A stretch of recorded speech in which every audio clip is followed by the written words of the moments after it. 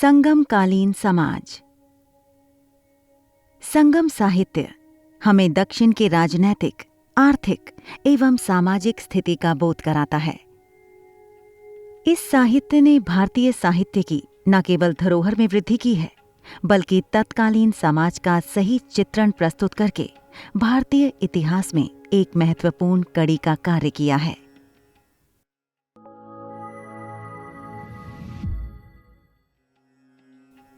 नमस्कार, आप देख रहे हैं ज्ञानी रैबिट के बैनर तले इतिहास की परख। तो आइए हम चलते हैं अपने अगले एपिसोड की ओर, जहां हम इतिहास की प्राचीनता को संगमकालीन सामाजिक, सांस्कृतिक, राजनीतिक और आर्थिक परिदृश्य को समझने का प्रयास करेंगे। सामाजिक व्यवस्था। प्राचीन तमिल समाज का स्वरूप मूलतः जनजातीय था, परंतु कृषि क्षेत्र में धीरे धीरे परिवर्तन हो रहा था। धीरे धीरे पुरानी नातेदारी व्यवस्था कमजोर हो रही थी और वैदिक वर्ण व्यवस्था स्थापित हो रही थी। किंतु संगम युग में स्पष्ट से वर्ण विभाजन देखने को नहीं मिलता है। समृद्ध और शक्तिशाली वर्ग में 3 प्रकार के लोग थे, जिनके नाम क्रमशः वेतर, वेलिट और वेल्लार थे। संगम जातियां। संगम युग में सेना नायक को एनादी की उपाधि दी जाती थी। चोल और पांड्य राज्यों में सैनिक और असैनिक दोनों प्रकार के अधिकारियों को पद पर बेल्लार या धनी किसान की नियुक्ति की जाती थी।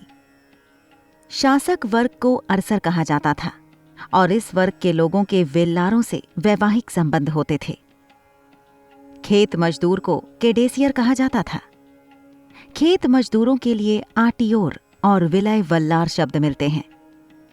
इनके अतिरिक्त अनेक व्यावसायिक वर्ग भी थे, जैसे पुलयन जाति के लोग रस्सी की चारपाई बनाते थे। तमिल प्रदेश की उत्तरी सीमा पर मलवर नामक लोग रहते थे। उनका पेशा डाका डालना था। अनियार शिकारियों की जाति थी। संगम युग में हमें तीव्र सामाजिक विषमता का बोध होता है। धनी लोग ईंट और सुर्खी के मकानों में और गरीब लोग झुग्गी झोपड़ियों में रहते थे। अस्पृश्यता थी, परंतु दास प्रथा नहीं थी। कुछ विशेष पेशों के अंतर्गत आने वाले लोगों में लोहार अर्थात कोल्लम, बढ़ई अर्थात तच्चन, नमक का व्यापारी अर्थात कबन, अनाज का व्यापारी अर्थात कुलवा, वस्त्रों का व्यापारी अर्थात बैवानिकम और स्वर्ण व्यापारी अर्थात पोन या वाणिकम कहे जाते थे। बाद में ये जाति व्यापारी वर्ण व्यवस्था के अंतर्गत आ गए। तोलकापियन में वर्णन मिलता है कि तमिल समाज वर्णों में विभाजित था। इसके अनुसार विवाहों को आर्य द्वारा एक संस्कार के रूप में स्थापित किया गया था। तमिल देश में स्त्री और पुरुष के सहज प्रणय को 5 तिन्नई कहा जाता था। एक पक्षीय प्रेम को कक्किरई कहा जाता था। औचित्यहीन प्रेम को पेरुंदिड़े कहा जाता था। धार्मिक व्यवस्था। ऋग्वेद में उल्लेखित उत्तरी भारत में आर्य दस्तु संघर्ष के समान उत्तर और दक्षिण भारत के सांस्कृतिक संपर्क में संघर्ष के तत्व नहीं मिलते। अगस्त्य और कौंडिन्य कृषि का दक्षिण भारत से पर्याप्त संबंध रहा है।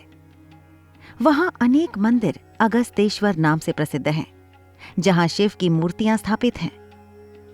एक परंपरा के अनुसार पांड्य राजवंश के पुरोहित अगस्त्य वंश के पुरोहित होते थे। ऐसी ही एक परंपरागत अनुश्रुति में माना जाता है कि तमिल भाषा तथा व्याकरण की उत्पत्ति अगस्त्य ऋषि ने की। पुरनानुरु तथा तोलकापियम के अनुसार अगस्त्य का संबंध द्वारका से था। महाभारत या पुराणों में भी दक्षिण में कृषि के विस्तार से अगस्त्य का संबंध स्पष्ट जोड़ा गया है। तमिल देवता।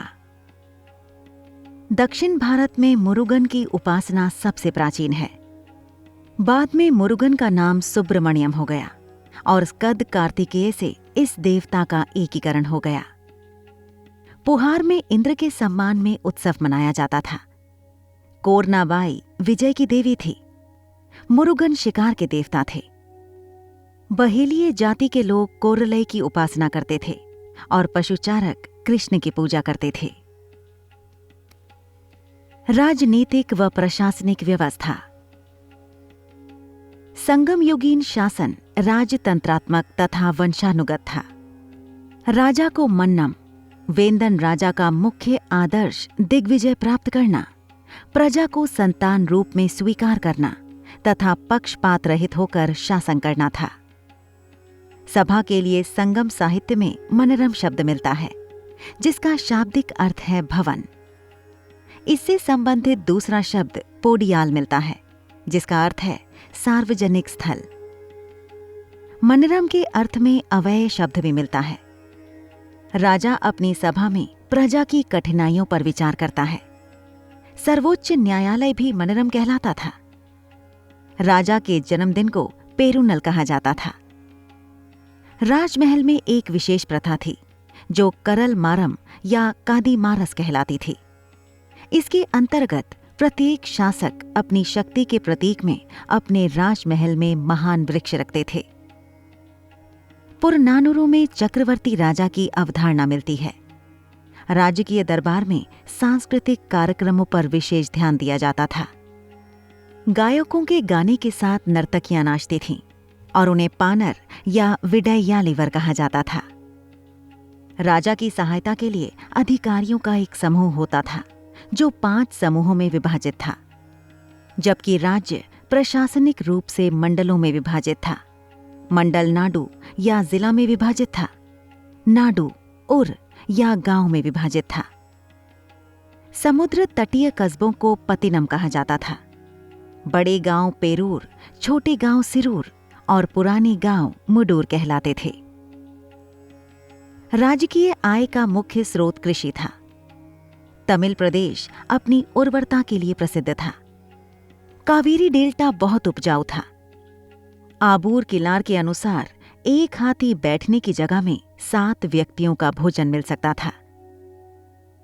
एक अन्य कवि के अनुसार एक बेली भूमि में 1 सहस्त्र कलम चावल पैदा होता था। कृषि कर करई या कदमई कहलाता था। भूमि की पैमाइश के लिए माँ और बेली पैमानों का प्रयोग होता था। सामंतों के द्वारा दिया गया अंश या युद्ध से प्राप्त लूट को इरई कहा जाता था। सीमा शुल्क उल्गु या उल्कू कहलाता था। यह वाणिज्य एवं व्यापार की उत्तमता का सूचक है। अतिरिक्त कर या जबरन वसूल किया गया कर इबारू था। राजा को दिया गया उपहार पदु कहलाता था। युद्ध गौरव का विषय था। प्रत्येक शासक के पास पेशेवर सैनिक होते थे, जो पक्षीय कहलाते थे। इसका अर्थ विनाशक होता है। युद्ध में वीरगति प्राप्त करना शुभ माना जाता था। युद्ध भूमि में वीरगति प्राप्त करने वाले सैनिकों की स्मृति में शिला पट्ट लगाए जाते थे। इसे विराकल या नडुक्कल कहा जाता था। आर्थिक व्यवस्था। संगम अर्थव्यवस्था सरल और ज्यादातर आत्मनिर्भर थी। बाजार की जगह को अवनाम के रूप में जाना जाता था। यह अवधि विभिन्न शहरों जैसे कि पुहार, उरियूर, वनजी, टोंडी, मुजोरिस, मदुरई, कांची आदि के उद्भव का समय था। विदेशी बाजारों में बढ़ती मांग के कारण उद्योग और शिल्प को एक उत्साह दिया गया। दक्षिण भारत व मिस्र और अरब के हेलेनिस्टिक समाज के साथ साथ मलय द्वीप समूह के बीच बाहरी व्यापार किया गया था। पेरिप्लस ऑफ एरिथ्रिन सी के लेखक भारत और रोमन साम्राज्य के बीच व्यापार के बारे में सबसे मूल्यवान जानकारी देते हैं। उन्होंने पश्चिमी तट पर प्रमुख लोगों के रूप में नूरा अर्थात कैनानोर, टाइंडिस अर्थात टोंडी, मुजोरिस अर्थात मुसरी, क्रैगनोर और नेलसिंडा के बंदरगाह का उल्लेख किया है।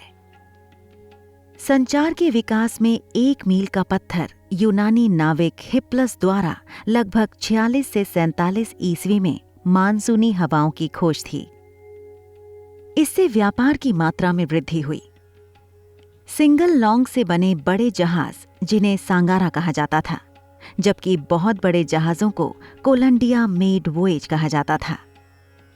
एक गुमनाम ग्रीक नाविक द्वारा लिखित पेरिथस ऑफ एरिथ्रियन सागर रोमन साम्राज्य को भारतीय निर्यात का विवरण देता है, जिनमें मुख्य निर्यात थे काली मिर्च, मोती, हाथी दांत, रेशम, स्पाइक नारद, मैलाब्राथम, हीरे, केसर, कीमती पत्थर और कछुआ खोल।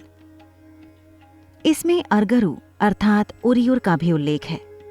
जिस स्थान पर तट पर इकट्ठा किए गए सभी मोती भेजे गए थे और जहां से कृषि नामक कस्तूरी का निर्यात किया गया था।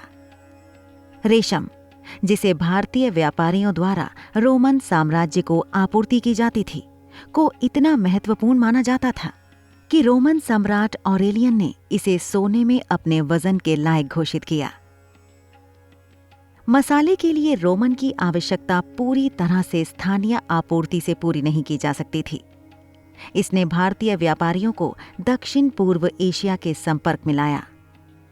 अपने निर्यात के बदले में भारत ने रोमन साम्राज्य के पुखराज, टिन का कपड़ा, लिनन, सुरमा, कच्चा कांच, तांबा, टिन, सीसा, शराब, अनाज और गेहूं जैसे सामानों का आयात किया।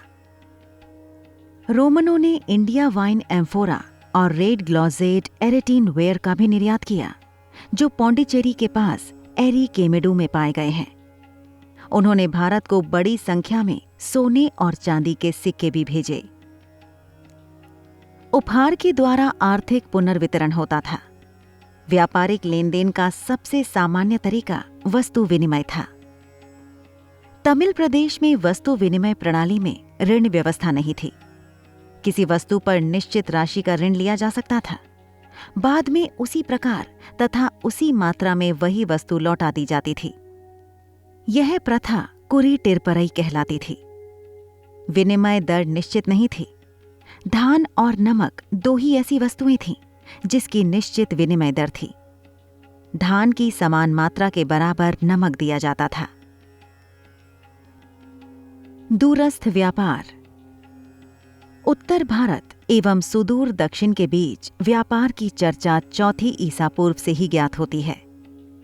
प्राचीन बौद्ध ग्रंथों से जिस मार्ग का संकेत मिलता है वह गंगा घाटी से गोदावरी घाटी तक जाता था। यह दक्षिणापथ के नाम से जाना जाता है। कौटिल्य ने दक्षिण मार्ग के अनेक नाम गिनाए हैं। उत्तर और दक्षिण के बीच व्यापार के अधिकांश मुद्दे विलास की वस्तुएं थीं, जैसे मोती, रत्न और स्वर्ण। उत्तम किस्म के वस्त्रों का व्यापार भी होता था। उत्तर के उत्तरी काले मृदभांड सुदूर दक्षिण में भी लोकप्रिय था। दक्षिण भारत में भी आहत सिक्के मिले थे। विदेश व्यापार। निर्यात की वस्तुएं मसाले, रत्नमणि, इमारती लकड़ी और हाथी दांत थे।